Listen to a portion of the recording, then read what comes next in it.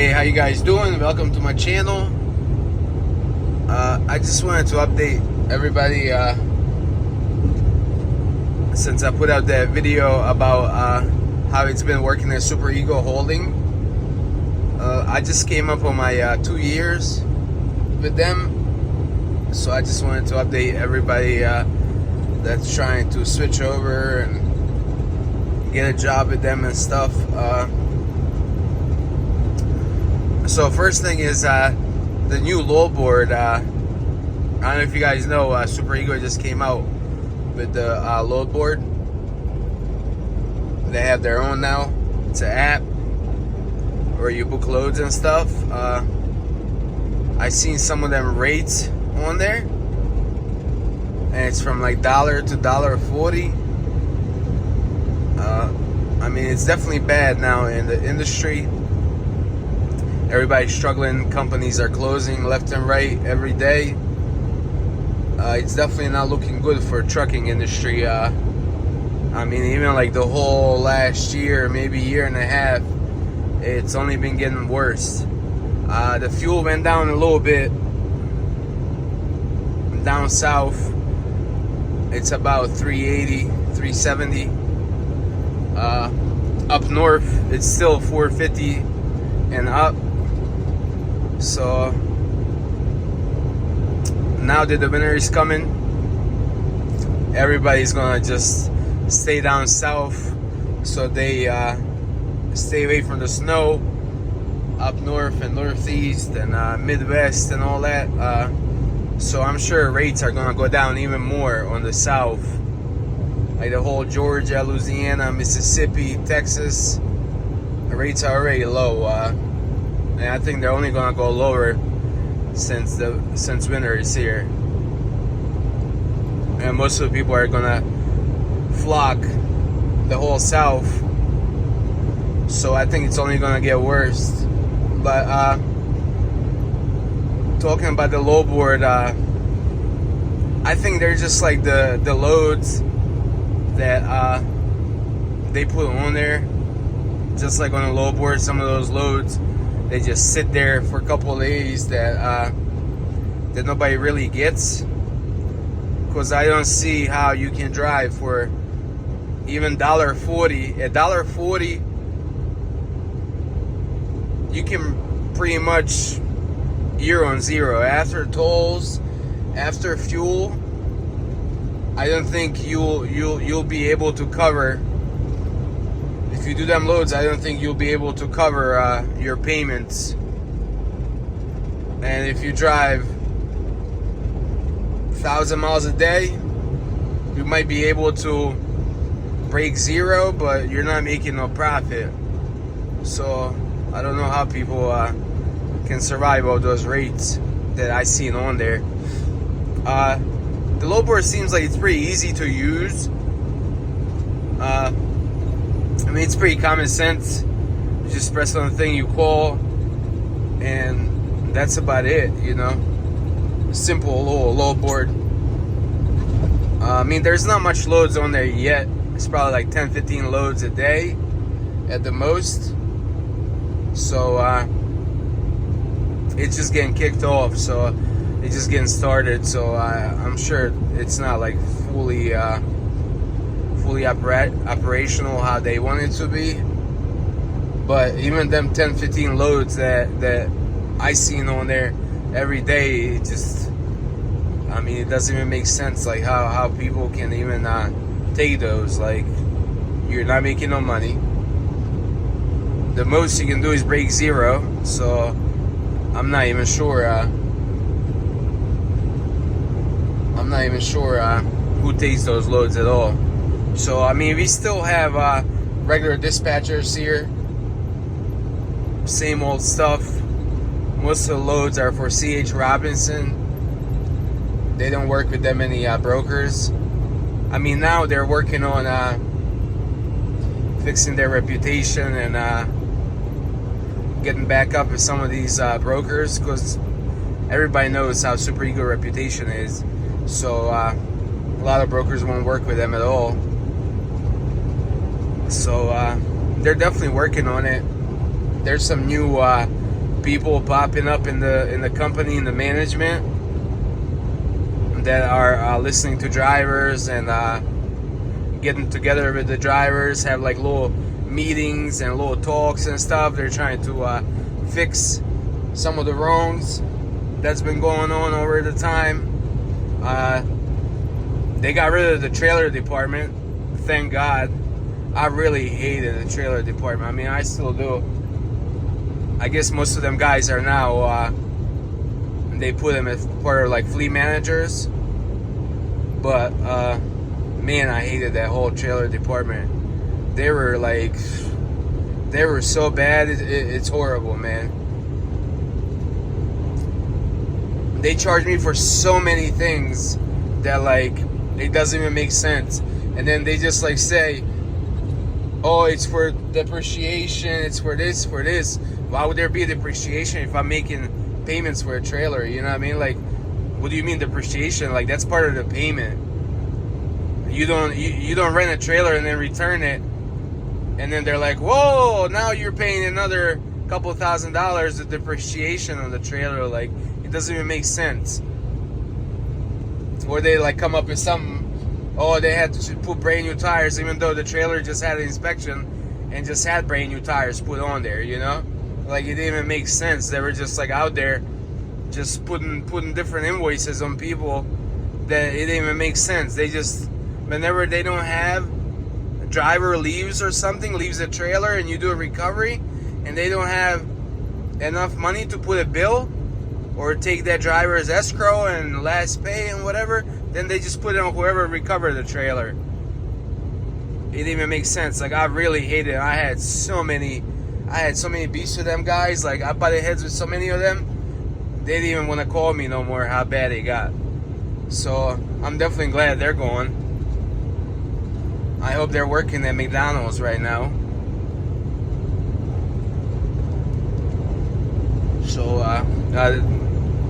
sorry about my little rant, but I really hated them guys in the trailer department. Man, they were so sloppy and bad.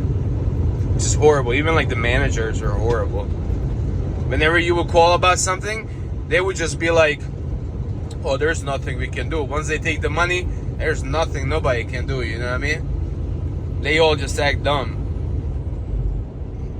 I really, really hated them guys, man. I'm so glad they're going. So yeah, but there's some new people in the management. They're trying to talk to drivers and try and make everything right, and start getting on good path and start fixing some of their reputation, you know, to get some reliable drivers and reliable people. So they're definitely working on it, you know. They're not just out there just scamming like people say, you know. There's definitely some good people that they're also trying to make it right, and they're trying to fix the whole situation. Because, like, I mean, they got such a bad reputation. It's like, I know everybody calls them Scam Ego and stuff, but yeah, it was definitely bad for a while. So, like, they grew so fast, so they had to hire a whole bunch of like new and incompetent people. So, I mean, obviously there's mistakes and stuff, but they're definitely working on it and trying to fix it. I mean, I've been doing okay. They definitely got a little worse than they did like last year, but you know, we're getting through it. Hopefully next year around election time and all that, hopefully it starts getting better, because it definitely ain't looking good now. There's like huge companies like mega carriers, they've been closed down and they took pay cuts, and I mean, companies are going under left and right.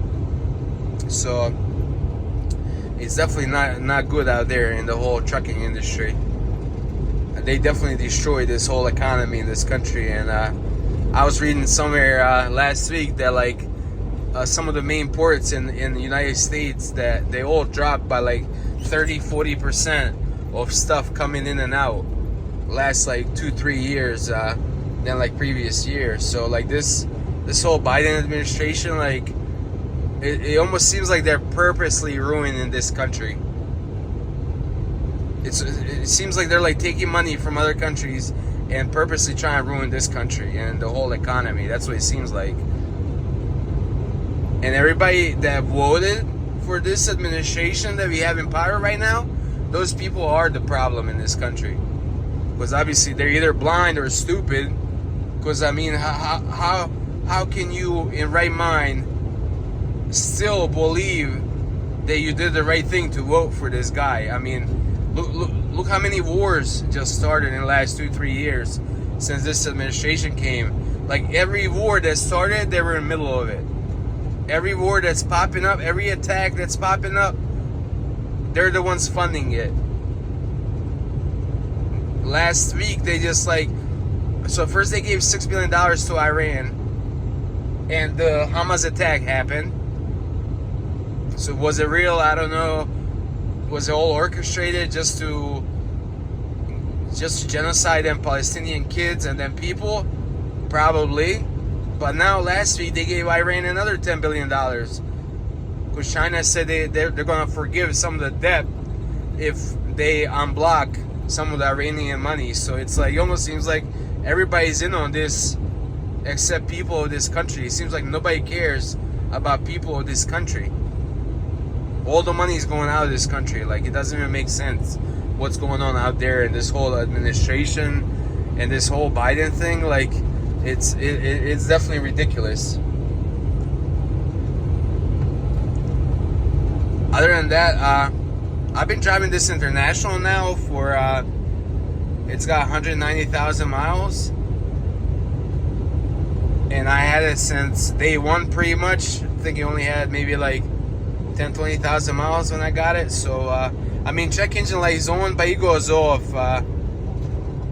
when I'm in like 12 gear and I go up a hill and then I'm coming downhill, and like it goes to like neutral in the eco drive or whatever. Then the check engine light pops on, and the code is like for short circuit in the injector, one of the injectors or whatever. But it runs fine and it doesn't have any problems. So I think it's just some kind of sensor that's coming on and off.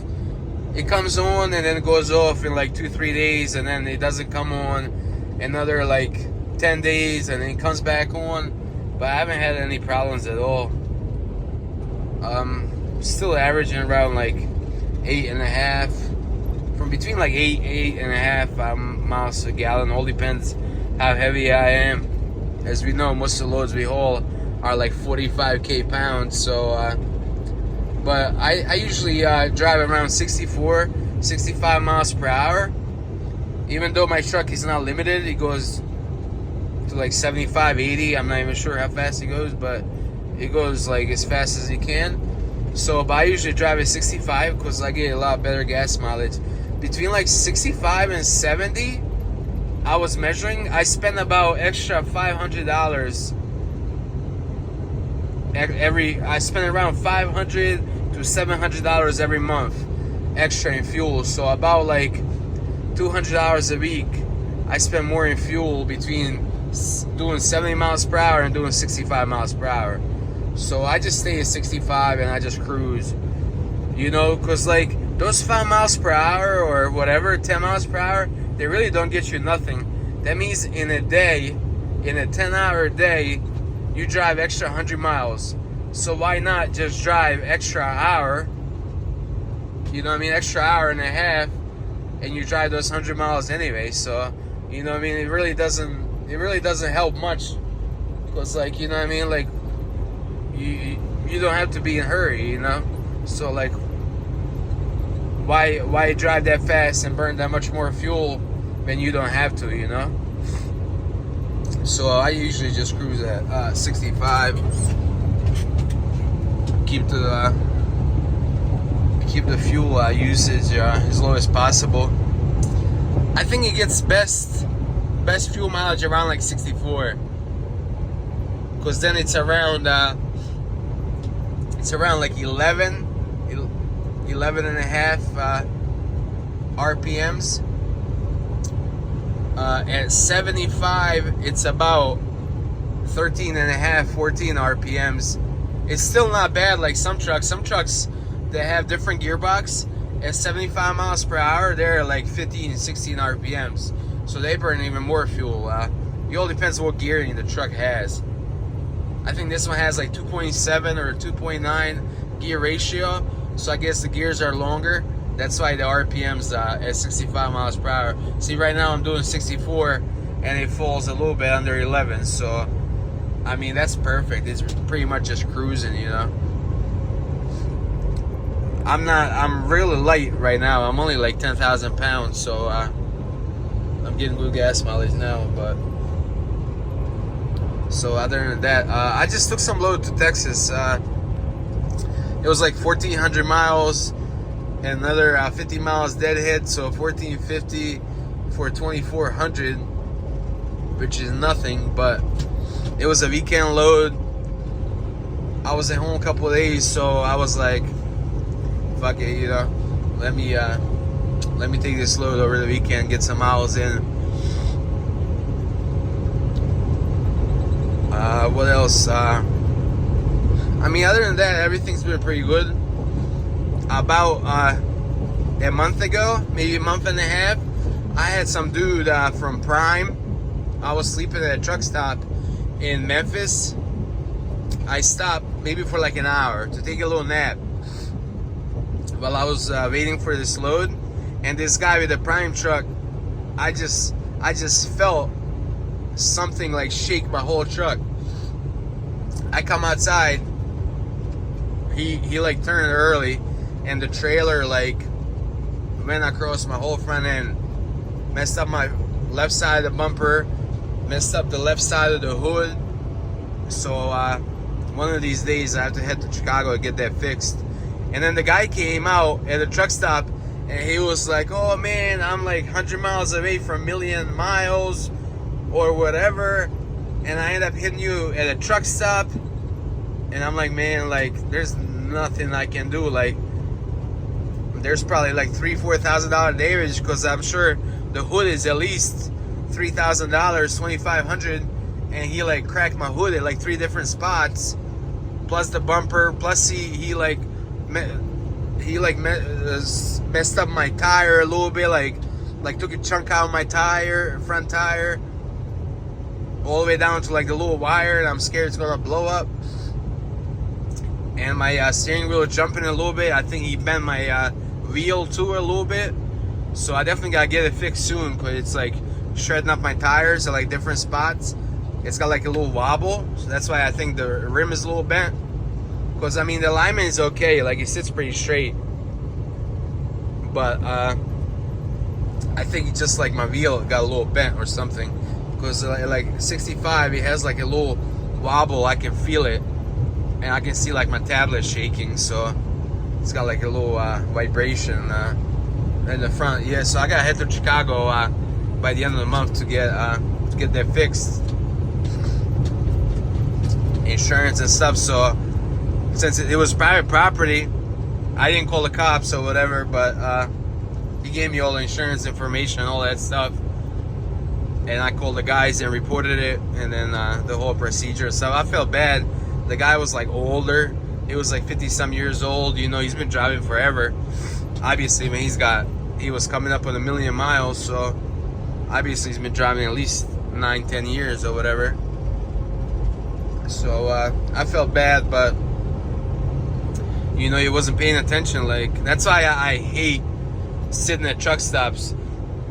Even like, I always try to park in the middle, and this time I was parked in the middle, and there was 2 empty spots next to me, and I guess he was trying to cut across the parking lot through those 2 empty spots, and he just wasn't paying attention, and he started turning, and his trailer wheels caught front of my truck, you know. So it was just kind of bad, you know. He was probably eating or something, not even looking, and just made a short turn, and his trailer went over front of my truck. So other than that, I was sitting at home a couple of days. They couldn't find nothing. I wasn't trying to drive some cheap loads either, so, and I didn't want to go to like Nebraska and like some dead states, you know.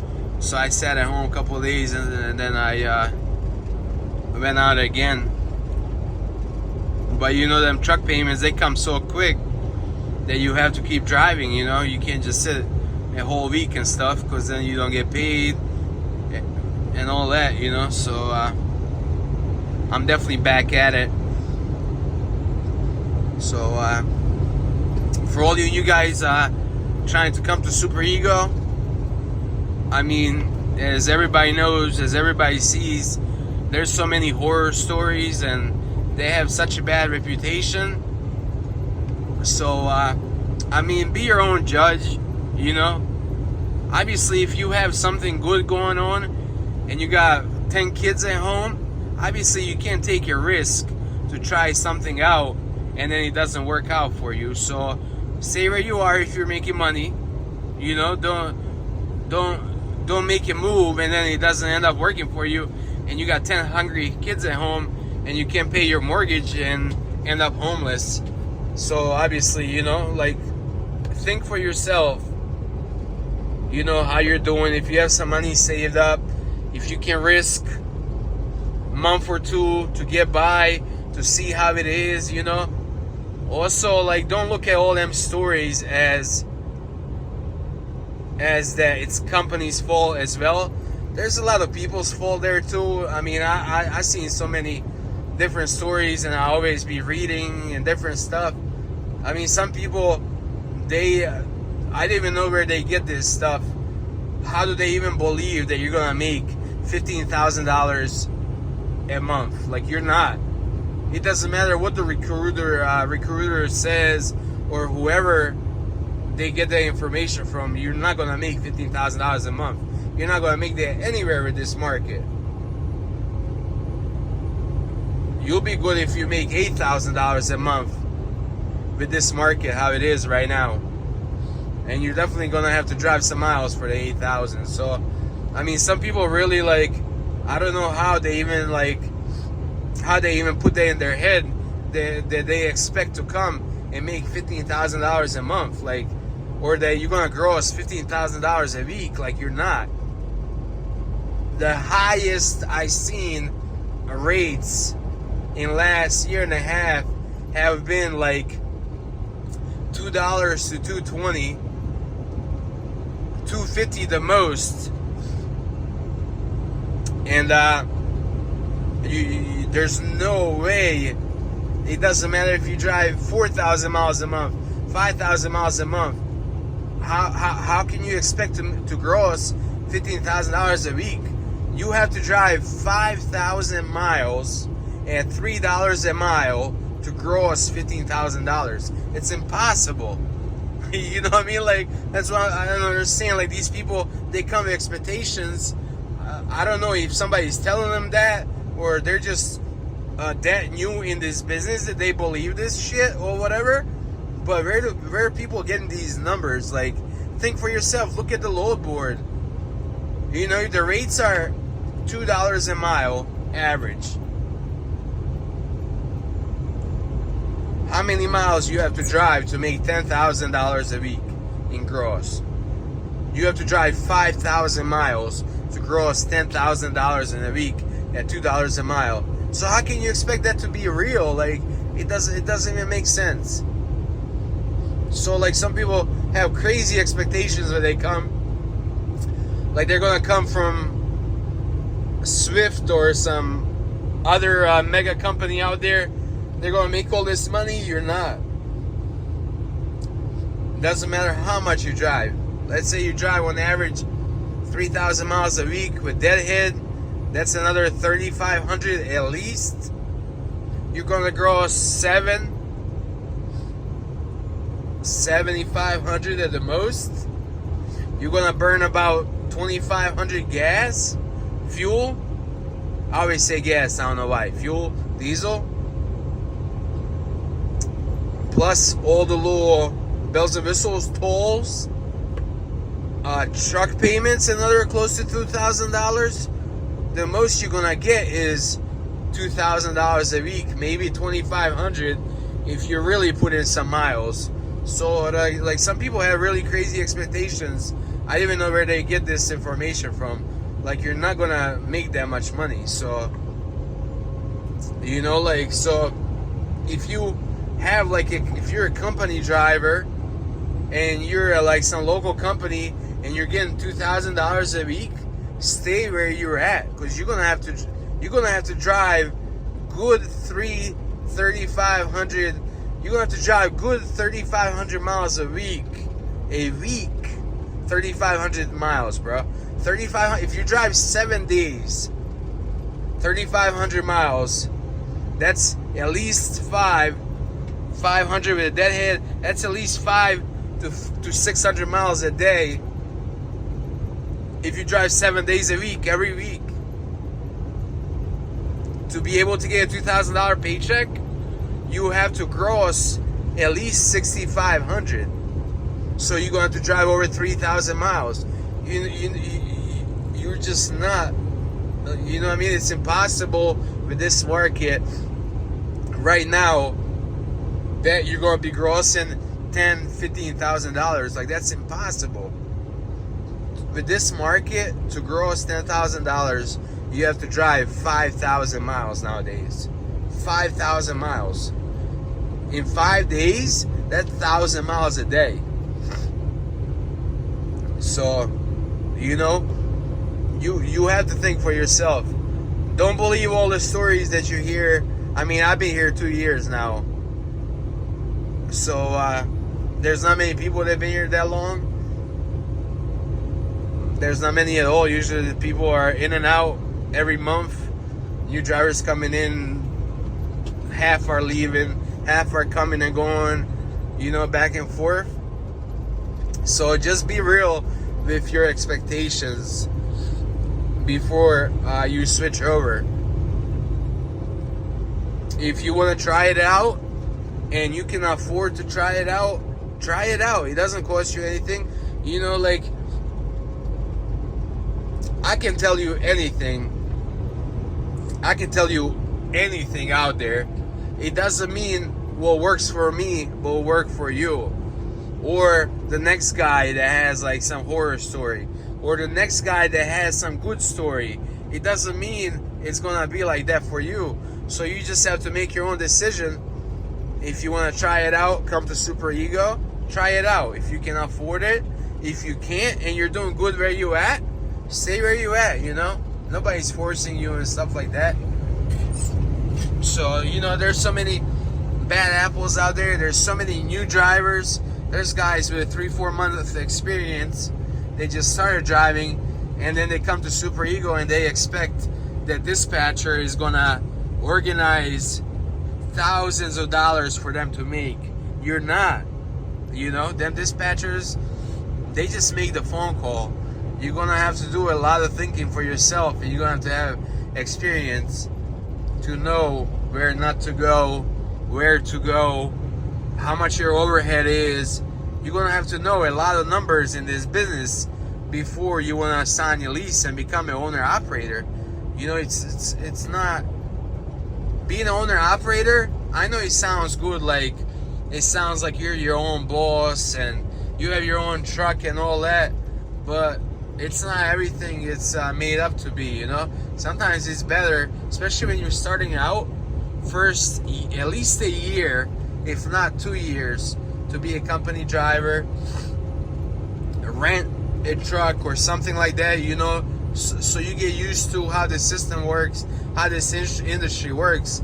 Like trucking industry, it's cutthroat industry. Like, if you're in the way, you're gonna get ran over. So you either running over or you're gonna get ran over. That's how trucking industry is. So, you know what I mean? Somebody can use you, they will use you. That's just how it is. There's no love in this business.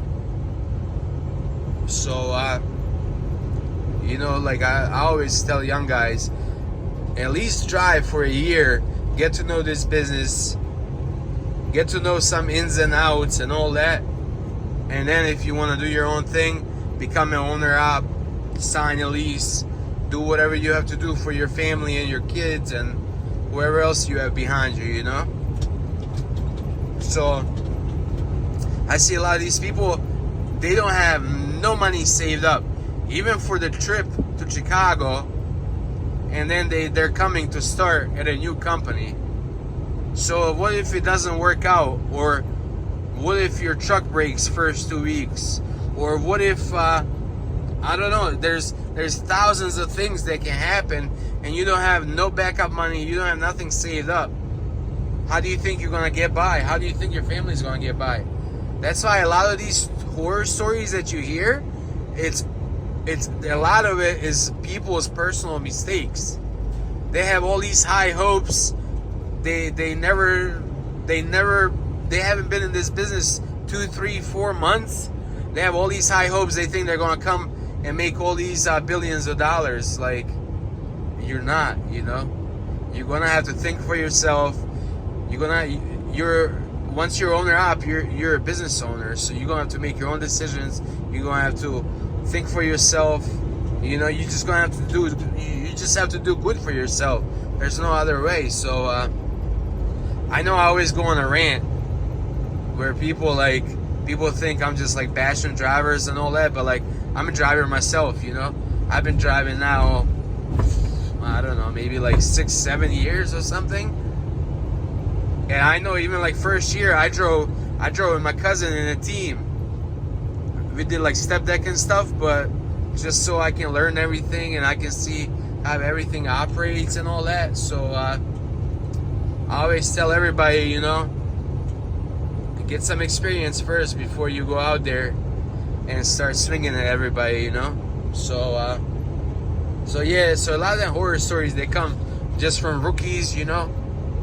They come and they expect to be babysat. You're not gonna be babysat, you know. That dispatcher, he doesn't know if Pennsylvania has a $250 toll, or if you have to go to I don't know if there's a good load going to Florida, if they're going to send you to Florida, you know. If you're only looking for what load pays per mile, you're going to end up in some of the worst spots, because of course they pay the most where nobody else wants to go. So that's my advice to people, you know. It's not a bad company. Like, there's a lot of good stuff going on. There's a lot of accessories reachable to drivers and a lot of people that want to help. There's also a lot of people that lie and take money to recruit people and all that. Also ignore them people too. Like, people that put them statements up, and some of them statements don't even make sense. Like, the fuel doesn't add up with the mileage.